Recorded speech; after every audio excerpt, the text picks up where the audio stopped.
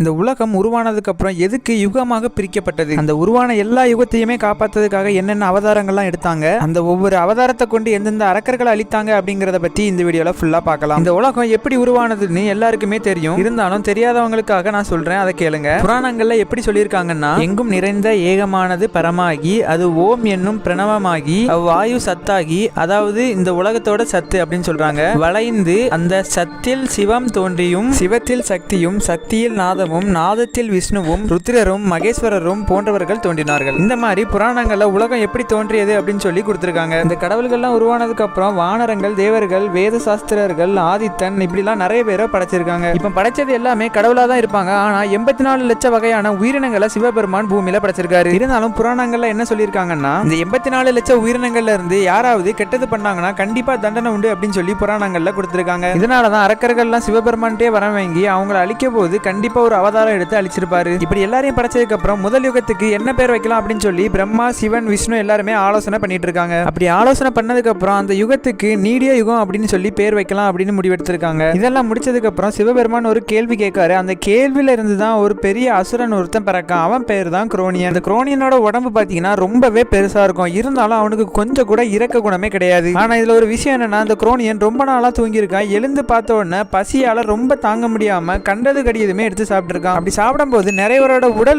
காணாம போயிருக்கு அப்படின்னு சொல்றாங்க. அப்படி எல்லாரையுமே அந்த அரக்கன் சாப்பிட்டு இருக்கான். இருந்தாலும் அவனுக்கு பசி அடங்கவே இல்லை. என்னத்தை சாப்பிட்டாலும் பசி அடங்க மாட்டேங்குன்னு சொல்லி அவன் கடல் நீரை தேடி அங்க போறான். அதை பார்த்தவனுக்கு அவனுக்கு ரொம்பவே சந்தோஷம். அந்த தண்ணியுமே அவன் எப்படி குடிக்கானா, அவன் கடைவாய் கூட நினையாம அது ஃபுல்லாவே உறிஞ்சி குடிச்சிடலாம் அப்படின்னு நினைக்கிறான். அப்படி அவன் கடல் நீரை குடிக்கும் போது அங்க ஸ்ரீமன் நாராயணர் இருந்திருக்காரு. அங்கிருந்து தப்பி மண்ணுலகம் வந்திருக்காரு. அப்படி பூமிக்கு வந்த ஸ்ரீமன் நாராயணர் சிவனை நினைத்து தவம் இருக்கிறாரு. அப்படி தவம் இருக்கும் போது சிவபெருமான் அவர் மனம் இறங்கி கீழே சன்னியாசியாக அவரை காண வராரு. அங்க வந்து விஷ்ணு கிட்ட என்ன வர வேணும்னு சிவபெருமான் கேட்கிறாரு. இப்பதான் ஸ்ரீமன் நாராயணன் எனக்கு குரோனியனை 6 துண்டுகளாக வெட்ட வர வேணும் அப்படின்னு சொல்லி கேட்கிறாரு. ஆனா சிவபெருமான் என்ன சொல்றாருன்னா, 6 துண்டுகளாக வெட்டினாலும் 6 யுகத்துல அவங்க தான் பிறப்பாங்க அப்படின்னு சொல்றாரு. இதுல ஒரு பெரிய படையாக குரோனியனோட ரத்தம் தான் இருக்கும் அப்படின்னு சொல்லியிருக்காரு. ஆனா சிவபெருமான் என்ன சொல்றாருன்னா, இந்த 6 யுகத்திலுமே நாராயணருக்கு எதிரியாக தான் இந்த அரக்கர்கள் இருப்பாங்க. அந்த அரக்கர்களையுமே நாராயணர் தான் பல அவதாரங்கள்ல அழிக்கணும் அப்படின்னு சொல்லியிருக்காரு. இதுக்கெல்லாமே மகாவிஷ்ணு ஆகிய நாராயணர் சம்மதித்த பிறகு சிவனுமே இந்த ஒரு வரத்தை அவருக்கு கொடுக்கிறாரு. ஸ்ரீமன் நாராயணர் எப்பவுமே பாம்பு மேலதான் படுத்திருப்பாரு, அது எல்லாருக்குமே தெரியும். அங்கிருந்தே அவர் குரோனியனை அழிக்கிறதுக்கு வேகமா போய் 6 துண்டுகளாக வெட்டி வதம் செஞ்சாரு. இதெல்லாம் பார்த்த தேவர்களுக்கு ரொம்பவே சந்தோஷம். அதனால குரோனியனோட 6 துண்டுகளை பூமியில கொண்டு போட்டாங்க. இப்படி போட்டனாலதான் இன்னும் 6 யுகமாக உருவாக்கி இருக்குது. இந்த முதல் யுகமாகிய நீடிய யுகத்துல குரோனியனை கொன்னதுக்கு அப்புறம் இந்த யுகமே முடியப்படுது. இதுக்கப்புறமா நான் இன்னும் 6 யுகம் இருக்குன்னு சொல்லியிருப்பேன். ஆனா மொத்தமா 8 யுகங்கள் இருக்குது. அதெல்லாம் முதல் யுகமாக நம்ம இப்ப பார்த்த நீடிய யுகம் தான் இருக்குது. 2வது சதுர யுகம், 3வது நெடிய யுகம், 4வது கிரேதா யுகம், 5வது திரேதா யுகம், 6வது துவாபர யுகம், 7வது தான் நம்ம வாழ்ந்துட்டு இருக்க இந்த கலியுகம். 8வதாகிய தர்ம யுகம் எப்படி தோன்றும்னா, இந்த கலியுகத்துல நல்லவங்களா இருக்கவங்களுக்கு மட்டும்தான் தர்ம யுகத்துல இடம் உண்டு அப்படின்னு புராணங்கள்ல சொல்லியிருக்காங்க. 2வதா சதுர யுகம். சதுர யுகம் எப்படி உருவானது அப்படின்னு நான் ஷார்ட்டா சொல்லியிருந்தேன். ஆக்சுவலா இந்த சதுர யுகம் உருவானதுக்கு காரணமே நீடிய யுகம் தான். எதனாலனா, அந்த யுகத்துல தான் குரோனியன்ங்கிற ஒரு அரக்கனை படைச்சிருப்பாரு சிவபெருமான். அந்த அரக்கனை அழிக்கும் போது 6 துண்டுகளாக வெட்டி வதம் செஞ்சிருப்பாங்கன்னு பல வீடியோல சொல்லியிருப்பேன். அந்த அரக்கனோட 6 துண்டு தான் பல யுகமாக உருவாக்கி இருக்குது. அப்படி குரோனியன் உடம்புல இருந்து உருவான முதல் யுகம் தான் சதுர யுகம். ஆனா அதுக்கு முன்னாடியே நீடிய யுகம் அப்படிங்கிற ஒரு யுகம் இருக்குது. இப்ப இந்த முதல் யுகத்துல குரோனியன்ங்கிற ஒரு அரக்கனை அழிச்சிருப்பாங்கல்ல, அந்த அரக்கனோட முதல் துண்டுல இருந்து தான் குண்டோமசாலி அப்படிங்கிற ஒரு அரக்கன் பிறக்கிறான். இப்படி இந்த குண்டோமசாலிங்கிற ஒரு அரக்கன் பிறந்த யுகத்தை தான் சதுர யுகம் அப்படின்னு சொல்லி சிவபெருமான் பேர் வச்சிருப்பாரு. இப்ப இந்த யுகத்துல குண்டோமசாலி மட்டும் பிறக்கல, முதல் யுகத்துல உள்ள குரோனியனோட ரத்தத்துல இருந்து அரக்கர்களும் பிறக்கிறாங்க. இவங்க எல்லாருமே தானா பிறக்கல, சிவபெருமான் தான் படைக்கிறாரு. எல்லாருக்குமே தெரியும் சிவன் தான் படைக்கிற கடவுள் அப்படின்ட்டு. அதனால அந்த காலமா இருந்தாலும் சரி, இந்த காலமா இருந்தாலும் சரி, கெட்டவனே நல்லவனே படைக்கிறதே நம்ம சிவபெருமான் தான். இந்த யுகத்துல உள்ள குண்டோமசாலிங்கிற அரக்கன் முதல் யுகத்துல உள்ள குரோனியனோட ரொம்பவே மோசமானவனா இருக்கான். இந்த குண்டோமசாலி அரக்கனோட முகம் பாத்தீங்கன்னா ரொம்பவே கொடூரமா இருக்குமா. எப்படின்னா சேப்பே இல்லாமலும் ரொம்ப கிழிஞ்ச முகத்தோட இருக்கும் அப்படின்னு சொல்றாங்க. இந்த அரக்கனோட அளவு என்னன்னு பாத்தீங்கன்னா 4 லட்சம் முழங்காலோட அளவு அப்படின்னு புராணங்களை சொல்லியிருக்காங்க. பொதுவாகவே அரக்கனா ரொம்பவே கொடூரமா தான் இருப்பாங்க. அதனாலதான் இவனோட முகம் ரொம்பவே செதஞ்சு போயும், அவனோட உயரம் ரொம்பவே அதிகமாகவும் இருக்குது. அதே போல கையோட எண்ணிக்கை 300ஆகவும் இருக்குது அப்படின்னு புராணங்கள்ல சொல்லியிருக்காங்க. இதுல சிம்பிளா சொல்ல போனா அவனோட முகம் எது, தோல் எது, உடம்பு எது, கை எது, கால் எதுன்னு தெரியாம அவ்வளோக்குள்ள அசிங்கமா ரொம்ப கொடூரமா இருந்திருக்கான். பொதுவாகவே நம்மளை படைச்சது கடவுள் அப்படின்னு நம்மளுக்கு தெரியும். ஆனா இந்த அரக்கனுக்கு யார் படைச்சாங்க அப்படிங்கிறது கூட தெரியாம இருந்திருக்கான். இந்த குண்டோமசாலி அரக்கன் பாத்தீங்கன்னா அட்டை போல சுருண்டு பாம்பு போல ஊந்துகிட்டே போவானா. அப்போ அவனுடைய அசுர குலத்தையும் அவன் ஒவ்வொருத்தரா சாப்பிட்டு அவ்வளவு பேரையுமே காலி பண்ணிட்டான். எல்லா அசுரனையுமே சாப்பிட்ட பிறகு அவனுக்கு பசி அடங்காம ஐயோ அப்படின்னு அவன் கத்துறான். இந்த சத்தத்தை கேட்டு மகாவிஷ்ணு சிவபெருமான் கேட்காரு, என்னதோ ஒரு சத்தம் இப்படி கேக்குது, தவலோகமே அதிருது அப்படின்னு சொல்றாரு. அப்ப சிவபெருமான் சொல்றாரு, அது யாருன்னு உங்களுக்கு தெரியாதா அப்படின்னு கேட்கிறாரு. அப்பதான் சிவபெருமான் மகாவிஷ்ணு சொல்றாரு, குரோனியன் சுப்பிரமணியன் துண்டத்திலிருந்து பிறந்த குண்டோமசாலி தான் அப்படின்னு சொல்றாரு. அப்பதான் மகாவிஷ்ணுக்கு ஒரு விஷயம் தோணுது, எல்லா அரக்கனுமே நம்ம தான் அழிக்கணும் அப்படின்னு சொல்லி. அதனால அந்த அரக்கனை அழிக்கிறதுக்கு அவர் ஒரு பிளான் போடுறாரு. அது எப்படிப்பட்ட பிளான்னா, குண்டோமசாலிக்கு அறிவே கிடையாது, அதனால மீன் பிடிக்கிற மாதிரி அவனை பிடிச்சிடலாம் அப்படின்னு சொல்லி ஒரு தூண்டியலை உருவாக்குறாரு. இந்த தூண்டியலை எப்படி உருவாக்குறாருன்னா, ஒவ்வொரு பொருளையுமே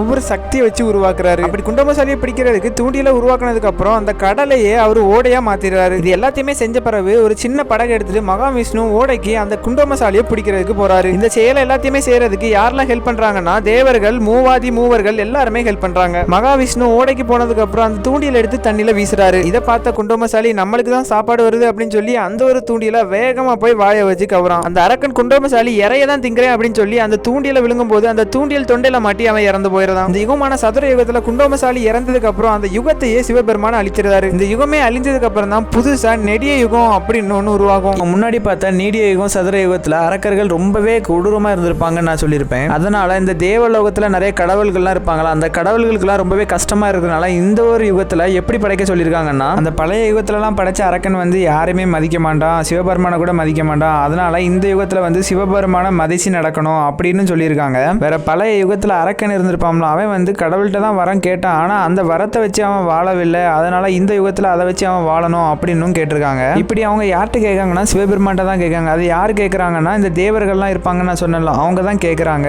இதுல மெயினா ஒரு விஷயம் கேட்டிருக்காங்க, அது என்னன்னு நான் இப்ப சொல்றேன். இப்ப இந்த அரக்க பழைய யுகத்துல வாழ்ந்திருப்பான்ல, அவன் வந்து கடவுள்கிட்ட வர வேங்காமலேயே அவன் வந்து ஒரு அரக்கனா வாழ்ந்தான். ஆனா இந்த யுகத்துல வந்து கடவுள்கிட்ட வணங்கி அவங்க கிட்ட இருந்து வர வாங்கி வாழணும் அப்படின்னு சொல்லியிருக்காங்க. வேற அந்த வாள் ஆயுதம் அதை வச்செல்லாம் சண்டை போடுவாங்களா, அப்படி இருக்கணும். வேற சூரர் படைகள்லாம் நிறைய இருக்கணும். வேற அரண்மனை, கோட்டை, மதில்கள் எல்லாத்தையும் கட்டி ஆளணும் அப்படின்னு கேட்டிருக்காங்க. வேற அந்த முதல் யுகம், ரெண்டாவது யுகத்துல அரக்கர்கள் இருப்பாங்கல்ல, அந்த அரக்கர் மாதிரி இல்லாம இந்த அரக்கனுக்கு வந்து கல்யாண ஆசைலாம் இருக்கணும், கல்யாணம்லாம் கட்டணும் அப்படின்னு கேட்டிருக்காங்க. வேற நம்ம பழைய காலத்து மன்னர்கள் எல்லாம் பார்த்திருப்போம். அவங்க என்ன பண்ணுவாங்கன்னா, அவங்களே பயிரிட்டு அதை தான் அவங்க சாப்பிடுவாங்க. அது மாதிரி இந்த நெடிய யுகத்துல படைக்கப்பட்ட அசுரன் வந்து இப்ப பொதுவா அந்த அரசர்கள்லாம் இருக்கும் போதெல்லாம் மக்கள்லாம் அவங்களே பயிரிட்டு அவங்க தானே சாப்பிடுவாங்க. அது மாதிரி இவனும் அந்த பயிரை சாப்பிட்டு அவன் பசியை போக்கணும் அப்படின்னு கேட்டிருக்காங்க. இப்ப நாங்க சொன்னதெல்லாம் அவனுக்கு கொடுத்து ஒரு ராஜ்யத்தை ஆள்ற மாதிரி அவனுக்கு கொடுங்க அப்படின்னு யாரெல்லாம் சொல்றாங்கன்னா, இந்த தேவலோகத்துல இருப்பாங்களா, தேவர்கள், தானவர்கள், மறையவர்கள், தேவேந்திரர்கள், இவங்க எல்லாருமே கூடி சிவபெருமான்ட்ட கேட்கறாங்க. இதை அவங்க கேட்கறதுக்கு மெயினான காரணமே இவங்க வந்து ஒரு சங்கம். எப்படின்னா, நம்ம இப்ப ஆட்டோ டிரைவர்லாம் ஒரு சங்கம் இருக்காங்கல்ல, அந்த மாதிரி இந்த தேவர்களுக்கெல்லாம் இவங்க வந்து ஒரு சங்கம். அதனால இவங்க எல்லாருமே கூடி இந்த மாதிரி சிவபெருமான்ட்ட கேட்டிருப்பாங்க. இதை கேட்ட சிவபெருமான் அப்படியே படைச்சிடலாம் அப்படின்னு தேவ சங்கத்தாரிடம் சொல்லிடுவாங்க. இதெல்லாம் முடிஞ்சதுக்கு அப்புறம் தான் சிவபெருமான் என்ன பண்றாருன்னா, முதல் யுகத்துல குரோனியனை மகாவிஷ்ணு அழிச்சிருப்பாரு, அதை 6 துண்டா வெட்டியிருப்பாங்க.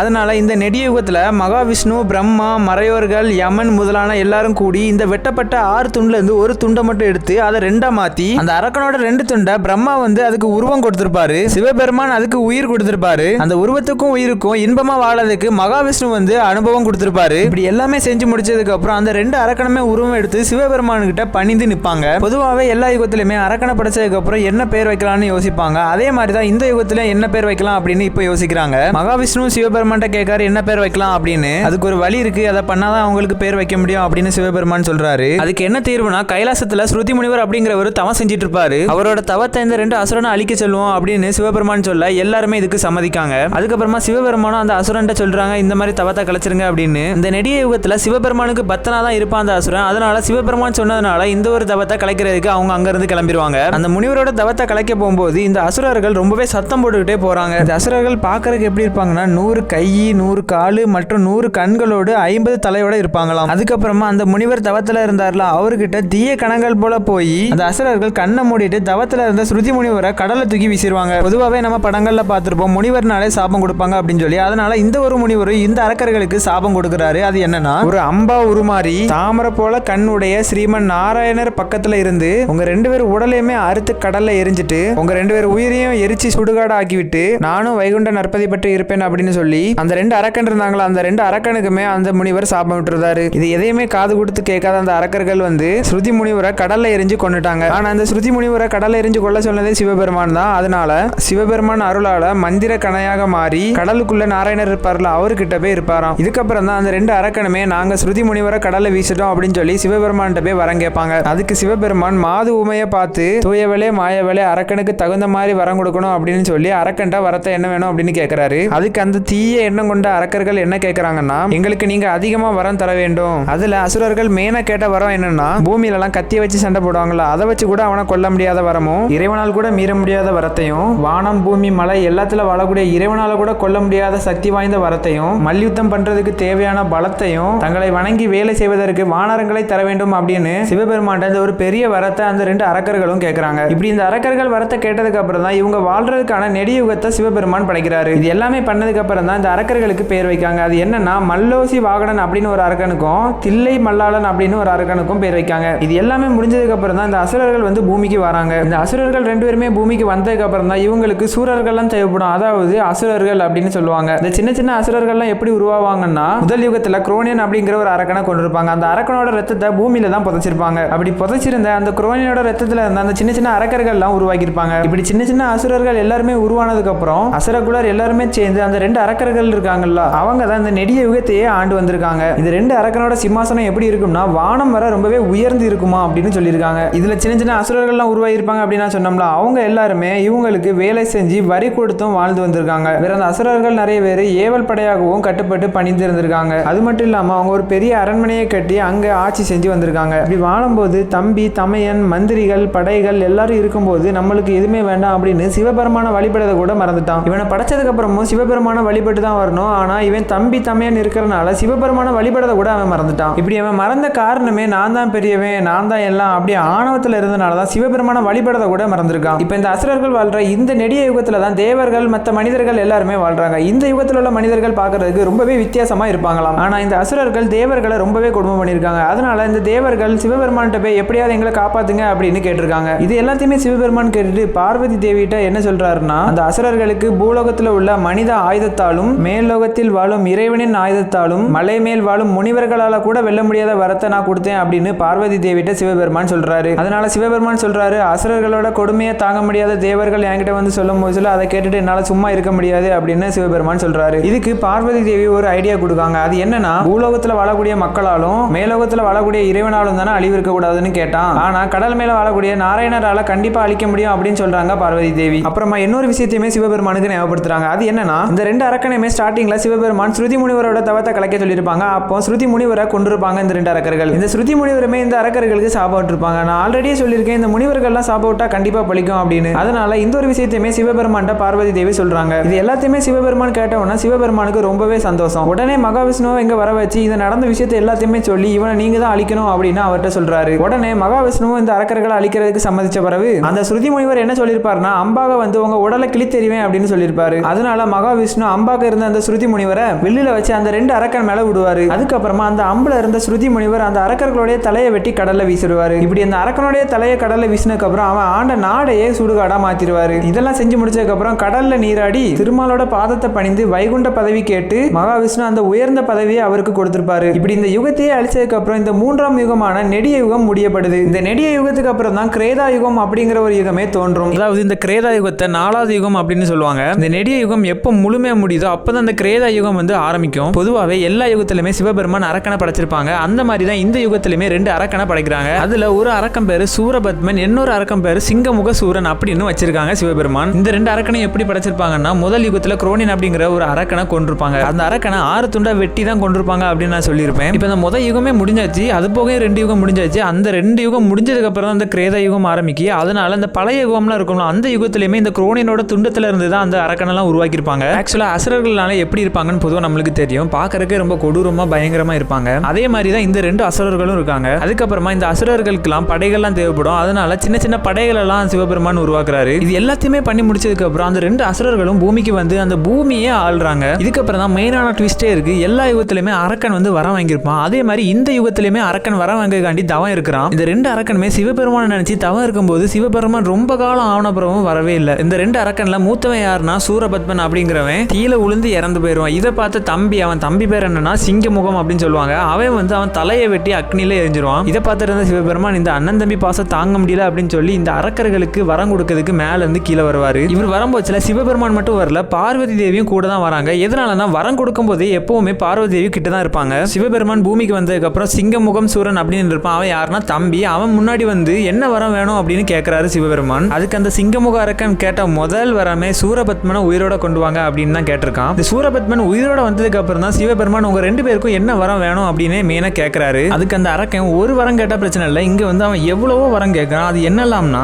5 முகம் உள்ளவங்களால எனக்கு அழிவு இருக்க கூடாது, இந்த உலகத்தில் உள்ள ரொம்ப சக்தி வாய்ந்த ஆயுதத்தால கூட என்ன அழிக்க கூடாது அப்படின்னு வரம் கேட்டிருக்கான். வேற நிறைய வரங்களும் கேட்டிருக்கான். அது என்னலாம்னா பூமியில மன்னர்கள்லாம் இருப்பாங்கல்ல, அவங்களாலும் இந்திரர்களாலும் அழிவு இருக்க கூடாதுன்னு நம்ம சிவபெருமான் வாழக்கூடிய கைலாயத்தையே அவன் கேட்டிருக்கான்னா பாத்துக்கோங்க. இப்படி கேட்டது மட்டும் இல்லாம தேவர்கள் தேவேந்திரர்கள் இவங்க எல்லாருமே அவனுக்கு அடிபணிந்து படிவடை செய்யணும் அப்படின்னு அவன் கேட்டிருக்கான் சிவபெருமான்ட்ட. சரி, இப்ப அரக்கன் வந்து வரம் கேட்டுட்டான். சிவபெருமான் என்ன செய்யன்னு தெரியல, வரத்தையும் கொடுத்துட்டு அந்த கைலாயத்துல இருக்காம அவர் எங்க போறாருன்னா பார்க்கடல் பள்ளிக்கொண்ட திருமால் அப்படின்னு ஒரு சாமியை சொல்லுவாங்கல்ல, அந்த சாமி கிட்ட போய் சிவபெருமான் போய் இருக்கிறாரு. ஆனா சிவபெருமான் வந்து இங்க வந்துட்டாரு. ஆனா கைலாயத்துல தேவர்கள் தேவேந்திரர்கள் அப்படின்னு நிறைய பேர் இருப்பாங்கல்ல, அவங்க எல்லாத்தையுமே அந்த அசுரர்கள் வந்து கொடுமைப்படுத்தாங்க. அதனால கைலாயத்துல இருக்க எல்லாருமே வந்து மகாவிஷ்ணுட்ட வந்து கேட்கறாங்க, எங்களை எப்படியாவது காப்பாத்துங்க, ரொம்ப கொடுமையை அனுபவிக்கிறோம் அப்படின்னு சொல்லி கேட்கறாங்க. யாருக்கிட்ட? நம்ம மகாவிஷ்ணு கிட்ட. இப்படிலாம் தேவர்கள் தேவேந்திரர்கள் எல்லாருமே மகாவிஷ்ணுட்ட கேட்ட உடனே நம்ம வந்து அந்த அரக்கனை அழிச்சே ஆகணும் அப்படின்னு சொல்லி ஒரு அவதாரம் எடுக்கணும் அப்படின்னு நினைக்கிறாரு. அவர் என்ன அவதாரம் எடுத்தாரு அப்படிங்கறத நான் கடைசியில சொல்றேன். அதுக்கு முன்னால நம்ம மகாவிஷ்ணு வந்து சிவபெருமான்ட்ட என்ன கேட்கிறாருன்னா, என்னென்ன வரங்கள்லாம் கொடுத்தீங்க அப்படின்னு சொல்லி கேட்கிறாரு. அதுக்கு சிவபெருமான் என்ன சொல்றாருன்னா, உலகத்துல யாராலையும் எந்த ஆயுதத்தாலையும் அழிக்க முடியாத வரத்தையும் தேவலோகத்துல உள்ள மன்னர்களால கூட அழிக்க முடியாத வரத்தையும் இந்த மாதிரி நிறைய வரங்களை அவன் என்கிட்ட கேட்டிருந்தான். அதை எல்லாத்தையுமே நான் கொடுத்துட்டேன் அப்படின்னு சொல்றாரு. மெயினா என்ன பண்ணோம்னா கைலாயத்தையும் அவன் கேட்டிருந்தான், அதையுமே நான் அவன்கிட்ட கொடுத்துட்டேன் அப்படின்னு சொல்லியிருக்காரு. இந்த கைலாயத்தை கொடுத்தனாலதான் தேவர்கள் தேவேந்திரர்களை கொடுமை பண்றான் அப்படின்னு சிவபெருமான் சொல்லியிருக்காரு. இப்பெல்லாம் சொன்னோன்னா நாராயணர் என் தங்கச்சியை கல்யாணம் பண்ணி கொடுத்தனால அங்கே இங்கே அலைஞ்சு தெரிய வேண்டியதா இருக்குது அப்படின்னு சொல்றாரு. இங்க நாராயணர் தங்கச்சி அப்படின்னு சொல்லியிருப்போம்ல, அவங்க தான் பார்வதி தேவி. இது எல்லாத்தையுமே கேட்டு முடிச்சதுக்கு அப்புறம் தான் ஸ்ரீமன் நாராயணர் ஆறுமுகம் கொண்ட கந்தனாக அவதரிக்கிறாரு. நம்ம எல்லாருமே வணங்கி வந்துட்டு இருக்க முருகர் இந்த கிரேதா யுகத்துல தான் முதல் பிறந்திருக்காரு. மேனா முருகர் வந்து சூரபத்மனையும் சிங்கமுகத்தை அழிக்கிறதுக்கு தான் வந்திருப்பாரு. இருந்தாலும் அவங்க ரெண்டு பேருக்கும் ஒரு வாய்ப்பு கொடுக்கலாம் அப்படின்னு சொல்லி தேவர்களை தூதுவரா அவங்க கிட்ட அனுப்புவாங்க. அந்த தேவர் வந்து அந்த ரெண்டு அரக்கன் கிட்ட போய் புத்திமதி சொல்லியிருப்பாங்க. ஆனா அந்த ரெண்டு அரக்கனுமே அதை பத்தி கண்டுக்கவே மாட்டான். இந்த தேவர் சொல்லிய புத்திமதியை அவன் கேட்காதனால முருகன் வந்து படையெடுத்து போர் புரிந்து வந்திருப்பாரு. அப்ப அந்த ரெண்டு அசுரன் இருப்பாங்களா, அந்த ரெண்டு அசுரனோட படைகளை எல்லாத்தையுமே முருகன் கொண்டுட்டாரு. மீதி இருக்கிறது சூரபத்மனும் சிங்கமுகம் மட்டும்தான். அதுக்கப்புறமா முருகர் அந்த ரெண்டு அசுரர்கள் மேல வேலாயுதத்தை ஏவி விட்டுருவாரு. அந்த வேலாயுதத்தால தாக்கப்பட்ட அந்த ரெண்டு அரக்கனுமே கீழே விழுந்துருவாங்க. அதுக்கப்புறமா அவங்களுக்கு ஆணவம் தீரவே தீராது. இப்படி இருக்கும்போது முருகர் வந்து என்கிட்ட புத்திமதி கேளு, நீ சாவ மாட்டா அப்படின்னு சொல்லியிருப்பாங்க.